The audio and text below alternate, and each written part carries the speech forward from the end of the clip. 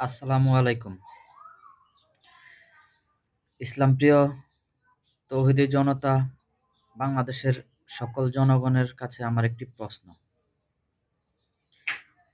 জামাত major ডালিমকে দিয়ে যে একটি নাটক মঞ্চস্থ করল, সেই নাটকে ৭১ নিয়ে প্রশ্ন এসেছে, ৭১-এর আগের রাজনৈতিক দল আওয়ামী লীগ নিয়ে প্রশ্ন এসেছে, ৭১-এর পরের রাজনৈতিক দল বিএনপি নিয়ে প্রশ্ন এসেছে, ৭১-এর আগের রাজনৈতিক দল এবং এমনকি মনে হয় আওয়ামী লীগেরও আগের প্রতিষ্ঠিত এবং নিবন্ধিত একটি রাজনৈতিক দল জামাত। সেই জামাতের ভূমিকা নিয়ে, জামাত ৭১-এ কোথায় ছিল, কি করেছিল, সেই ভূমিকা নিয়ে কোনো প্রশ্ন আসেনি কেন? জামাতের কি ভূমিকা ছিল না ৭১-এ? যদি জামাতের ভূমিকা না থাকে, তাহলেও তো তারা বাংলাদেশে রাজনীতি করার অধিকার রাখে না।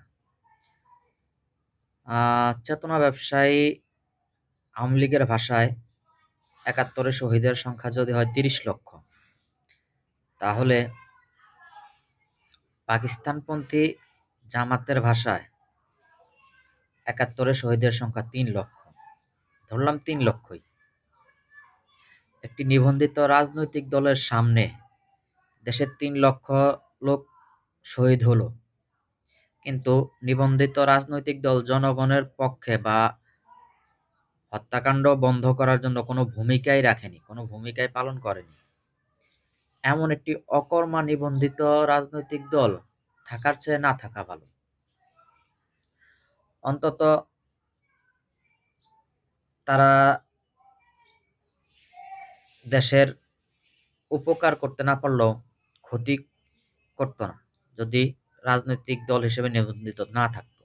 আর তারা যেহেতু একটি রাজনৈতিক নিবন্ধিত দল, তারা উপকার যেহেতু করেনি, যেহেতু হত্যাকাণ্ড বন্ধ করার কোনো চেষ্টা বা প্রক্রিয়া নেয়নি, তাহলে অবশ্যই তারা ক্ষতি করেছে। কারণ কখনোই কোনো রাজনৈতিক দল একটি যুদ্ধকালীন অবস্থায় ঘরে বসে থাকতে পারে না।